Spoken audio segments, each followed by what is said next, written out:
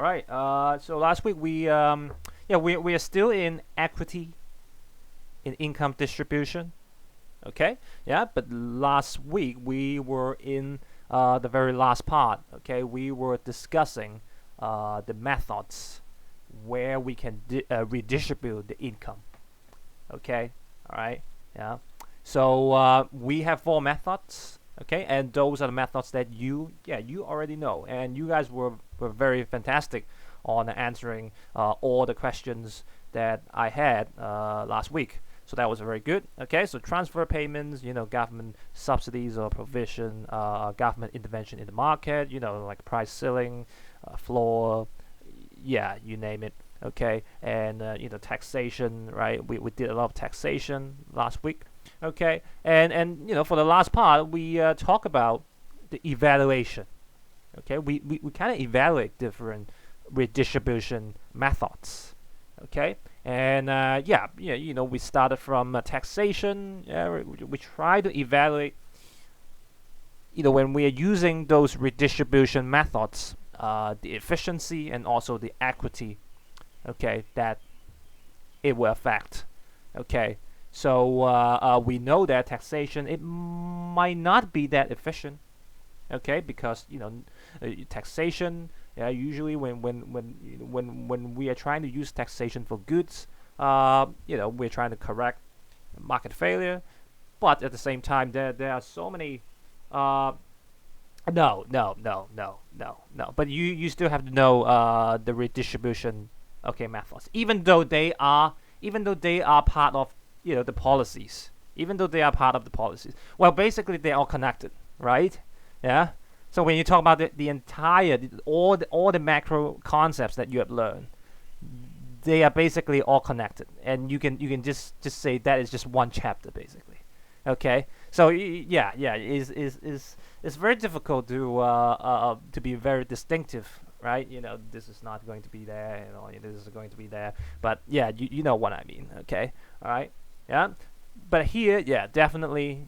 Okay, you might be required to answer questions like how do you redistribute the income, okay, and to evaluate the effectiveness, the efficiency, the equity that they can achieve. Okay, all right, etc., etc. Okay, all right. So taxation, right? Yeah. So one of the main ideas using taxation, we're trying to correct market failure, right? Okay, but there are so many taxes in our society that we are not using them for correcting market failure. So in terms of efficiency, it might not be that great. Okay, but for equity, okay, we know that progressive tax, that's the best way to make the income more equitable. Okay, right? Yeah, and we also talk about some other negative consequences when we're using taxation. Okay, these are some very obvious negative consequences. Okay, I remember you guys had many more ideas from last week. You can also use them, but if you are trying to make it easier, then I guess you can just use the 2 points on the screen.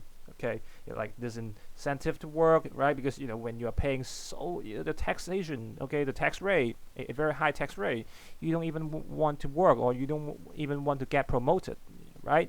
Okay, and if that's the case, the income level, right, may decrease, and at the end it will affect the economic growth.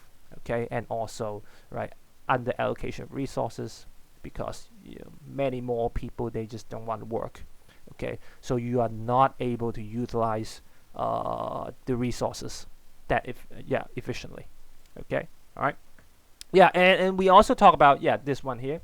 Okay, progressive tax. Okay, when we are using progressive tax, it can also reduce the short-term fluctuation. So that's very important for the later part. When we are talking about policies.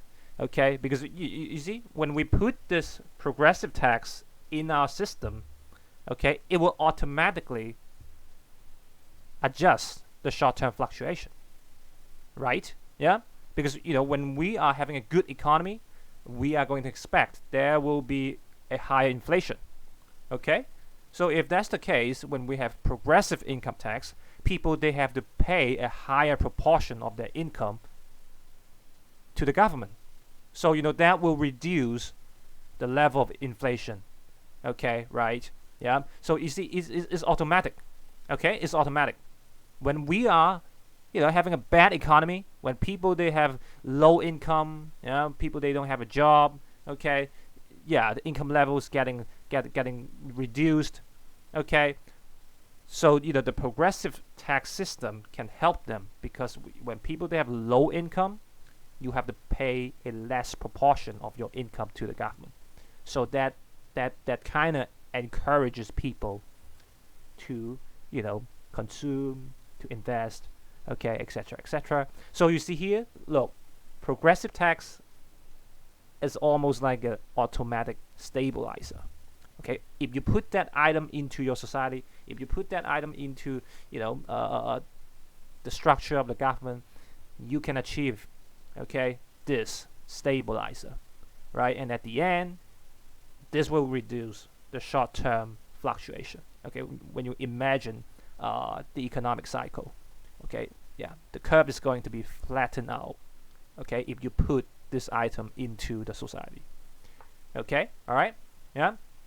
So yeah, we are trying to correct. Okay, we are trying to reduce the level of inflation and also to reduce the level of unemployment. Okay, by putting this item into the society. All right, yeah, yeah, yeah. Okay, so yeah, so that's all we talk about from last week. Yeah, but when you are trying to argue, okay, between efficiency and equity, so there are actually some arguments that you can use. Okay, so here there is one. Okay, there's one that you can develop. All right. So here's one argument that you can actually use, right? So because right now we can see when we are using redistribution methods like taxation, there's going to be a trade-off. Okay, right? So you can see, yeah, when we are getting more equity, we might have to lose some of the efficiency. Okay, but you can actually argue that both of them they can exist together. Okay, or they can actually complement each other. All right, yeah, because when you think about this, when we have greater equity, okay, so more people they have an acceptable level of resources, so they can use the resources to improve themselves. Okay, like getting more education or more healthcare, and at the end, the skills, okay, or the quality of the human capital, they can be improved. Okay, and and that really helps people. They get out of that poverty cycle. Okay, and at the end, look, when you look at the economy as a whole, when people they are having more ability to earn higher income, to enjoy a higher living standards, that's good for both economic growth and economic development. Okay, all right, yeah. So you can actually argue that point, okay, by using this one here, right? So just think about when we have greater equity, what can we achieve? Okay, what can the people achieve? Okay, so that way you can argue, yeah, they can both exist. Okay, all right, yeah.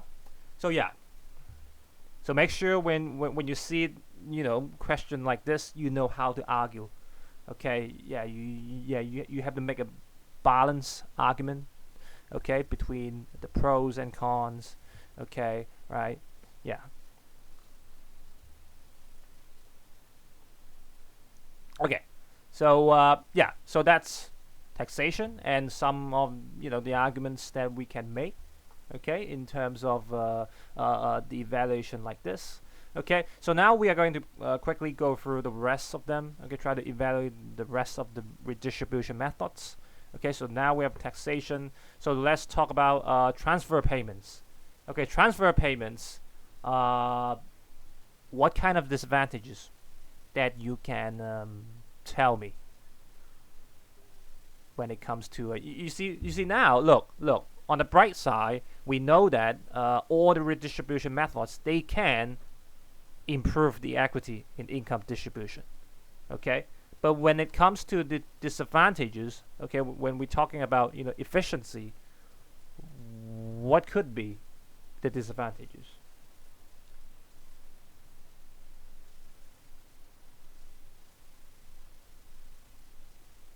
Leo, yeah, but Leo, when you are using this point here, then you have to further elaborate, okay? Because all the transfer payments, they all came from the tax revenue, yeah, and yeah, right. So if you are making some indirect points, then you have to further elaborate your points, okay? Otherwise, you are not directly answering the questions, okay? All right. So make sure you get that part.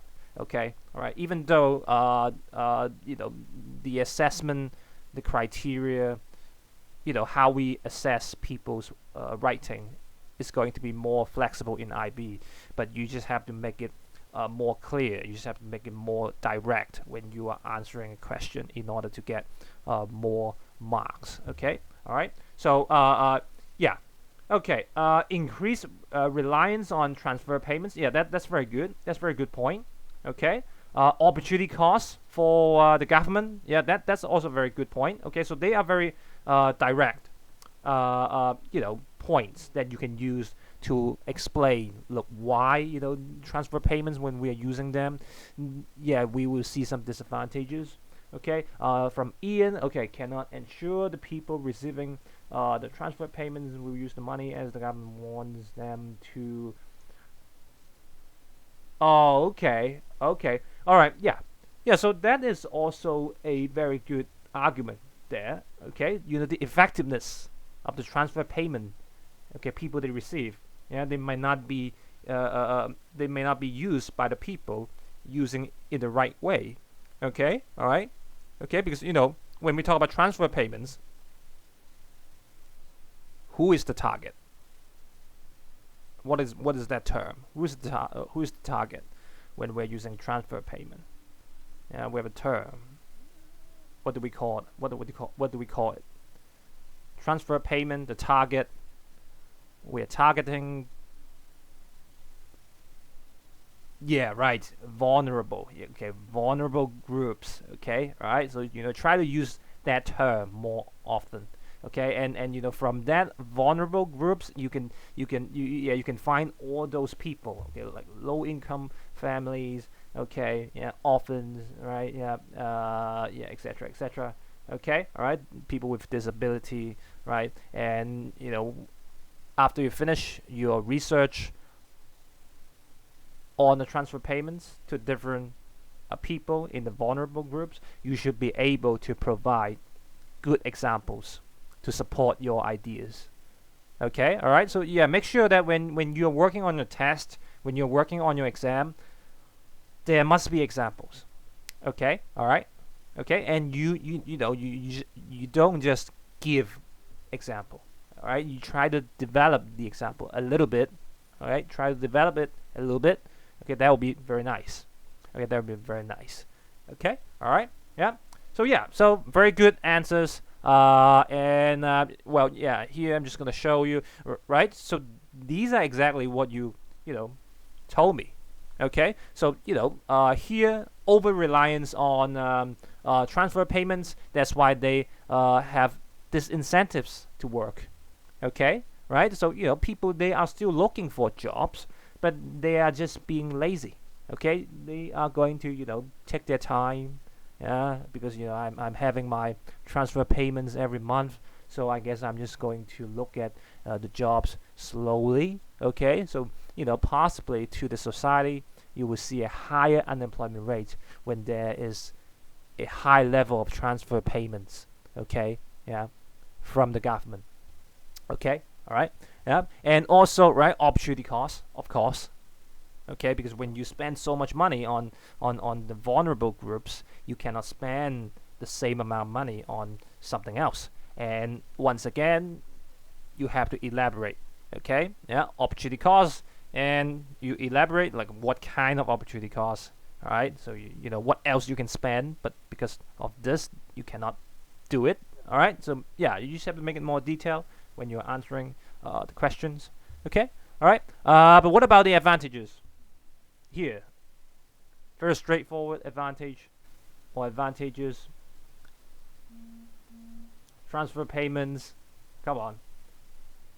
Yeah, that's it. Okay, yeah, redistribution of income, and eventually people they have you know, a higher income levels, so they might be able to spend more. So you know there will be higher AD, and possibly you know there will be economic growth. Blah blah blah blah. Okay, you just have to elaborate it, yeah, point by point. Okay, but do not skip points. All right, try to explain it in small steps. Okay, step by step. Do not skip steps. All right, because they are all points. They are all marks. If you skip them, then you are losing. Yeah, you are missing the marks that you could have got. Okay, all right. So yeah, right. So there you go. A redistribution of income. So we help those vulnerable groups. Okay, yeah. There you go. Yeah, yeah. So you know they are getting better. They don't have to be poor. Okay, and at the same time, you know, for economic growth, that's cool. Okay, but there's one more thing. Okay, there's one more thing. Okay, once again, yeah, we are going to look at this once again. Okay, reduce the effects of short-term fluctuations in economic activities. Okay, so yeah, so there are two items. Okay, that a society can put into the system, so that they will create, you know, what I call automatic stabilizer. Okay, all right, yeah, automatic stabilizer, and one of them is progressive tax. Okay, and the second one is transfer payments. Okay, so you know if you're using the same logic, okay, when we were talking about the progressive tax, then you will see why transfer payments they are also automatic stabilizer. Okay, yeah, when we are at a good time, okay, when the economy is very good, you can imagine there'll be less people requiring, you know, or requesting transfer payments. Okay, so we spend less when we have a good economy. But when we have a bad economy, then we will, you know, of course, we have to spend much more money on transfer payments. Okay, so yeah, so you will see is, you know, is automatically balancing you know, the economy. Okay, all right, if we put this item into our system, so when we are having a bad time, then there will be transfer payments, more transfer payments to the people, so that the fluctuation in the recession can be flattened out. Okay, and yeah, okay, all right, yeah. So same goes to when we are having a good economy. So there will be, you know, not much transfer payments. Okay, so that the fluctuation on that part can be flattened out as well, right? So people they don't get to have more transfer payments when the economy is good. Okay, all right. So yeah, so two items here. Yeah, automatic stabilizers. Okay, so there you go. Right, transfer payments. Okay, all right. Yeah. And okay, so very quickly, let's go to government expenditure on merit goods. Okay, so you're talking about government provisions, talking about government subsidies on merit goods. Okay, so the disadvantages, yeah, I think they're quite similar. Okay, so very quickly, so disadvantage or disadvantages, come on, what are they? So when we are using, you know, more government provision, more government subsidies on merit goods, what could be the disadvantages? Yeah, once again, right, opportunity cost always, okay, because we're spending money on merit goods, and we cannot spend the money on other you know, areas. Okay, so yeah, very obvious. Okay, and you know you can also explain, yeah, that will create an extra burden to the government, blah blah blah.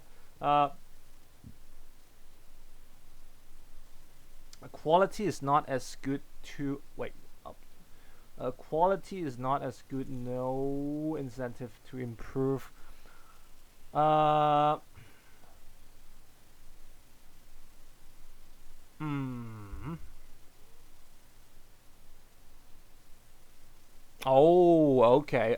Yeah. So, but once again, that is going to be a bit more indirect. So, if you are using that, make sure you elaborate. Okay. Yeah, you elaborate your point. All right. Otherwise, yeah. Otherwise, look, is yeah, yeah, is right. Yeah, it's not making sense. Okay. All right.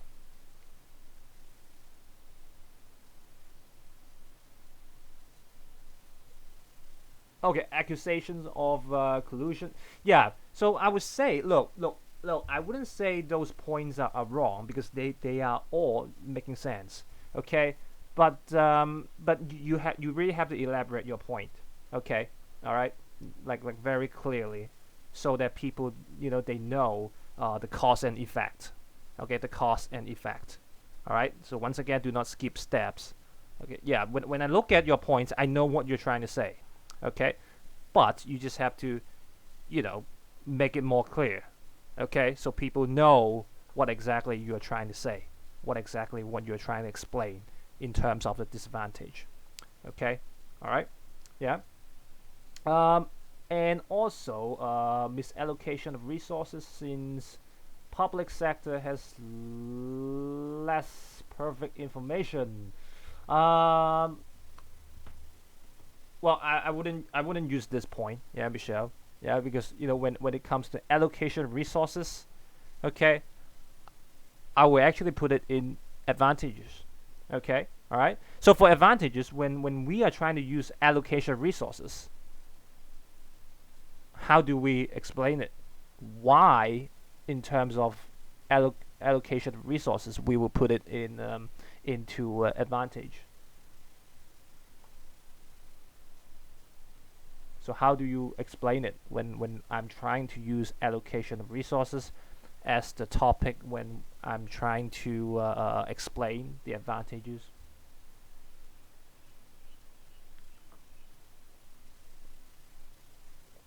Mm. Okay, Ian. Yeah, that's good. Okay, right? Because once again, merit goods. Think about it. Back to the microeconomics, market failure. Okay, all right. Yeah, without government intervention, no one wants to, you know, supply merit goods because yeah, we are profit oriented. Okay, all right. And at the end, we need government intervention. And if we do that, if we have government provision, if we have government subsidies, you just have to imagine once again the market failure diagrams that you have learned.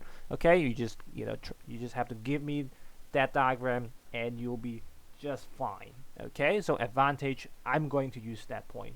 Okay, so yeah, to correct positive consumption externalities. Okay, because we know in the market economy, when it comes to merit goods, it's always going to be under allocation resources. Okay, based on the idea I just said. Right, so that's why we need this here, this method here, in order to improve, okay, the efficiency, so that we can, you know, yeah, yeah, get back to allocative efficiency. So that is a good thing. Okay, so yeah, here just go back to micro market failure. Yeah, and you'll be able to explain it. Okay, all right. Okay, so taxation. Okay, transfer payments, right?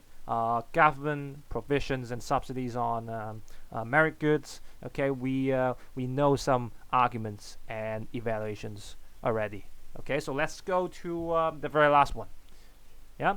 So government intervention in the market. So once again, right? Yeah, we know what they are. So we will have to use some of the knowledge that we have learned from micro to answer this evaluation once again, because we are going to talk about price ceiling, price floor, right?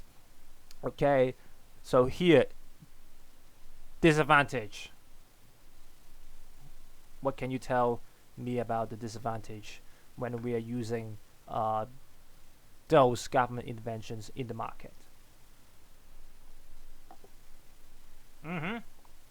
yeah, this equilibrium, okay, and then you just have to further explain your points, okay, based on the things that you have learned in microeconomics, okay, diagram, explanation, okay, and you can talk about the stakeholders as well, all right, okay, so that will give you a very good piece of essay, okay, all right, so disadvantage definitely, okay, you want to talk about this equilibrium, so eventually you will see allocative inefficiency, okay, you will see, that way loss, all right, okay, because of the allocative inefficiency and misallocation of resources, right, okay, yeah, that's how you explain it, okay, but what about advantage here?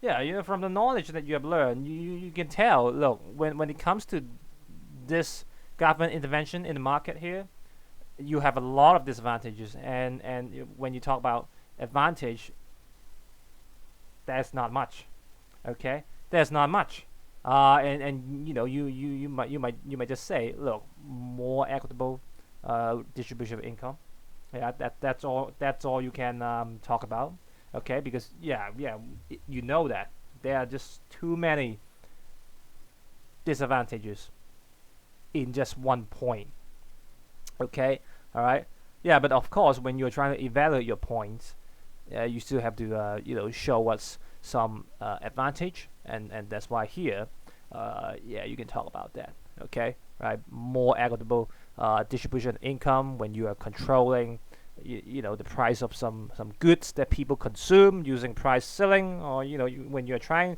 to help those people with lower income, okay, then you will use like price floor, okay, right, yeah, and also minimum wage, right, yeah, but at the end they have many disadvantages, okay, all right, allocative inefficiency. Well, Michelle, just like what you see uh, in this chapter, government intervention. Yeah, when you draw a diagram, you see you see a deadweight loss. Okay, in all the government intervention methods in the market, and yeah, and that's why it's going to be allocated inefficient. Okay, yeah, because you cannot reach equilibrium when you're using minimum wage. Okay, you cannot reach equilibrium when you're using price ceiling, or when you're using price floor, and from those ideas, then yeah, you are going to have allocative inefficiency. Okay, and you can further develop your points using different stakeholders. Okay, and also the examples that I gave you, and also the examples that you have found from the research. Okay, that will help you to finish a very nice piece of argument here. Okay, all right. Okay, yeah. Right, so this part here, okay, it might require some knowledge that you have learned in microeconomics. Okay, so there's nothing new. All right, as long as you finish your revision, you should be able to understand this perfectly. Okay, all right, yeah. So you can tell, look, everything we learn, they can be connected. Okay, very closely. Yeah. Okay. All right. So for evaluation, yeah, that's how you can do it. That's how you can do it. Okay. Yeah. Right. So and that's all for this chapter here. Okay, and we have finished economic objectives, all of them. Okay, and there's only one left, and that is policies. Okay, policies. Right. We all know what the policies are, and basically what we are going to learn in policies, okay, in IB, they are quite similar to what we have learned in GCSE. Okay, so I'm just going to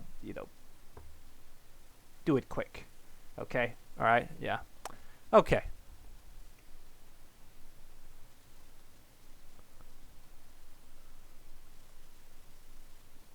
Okay. Okay, all right, yeah.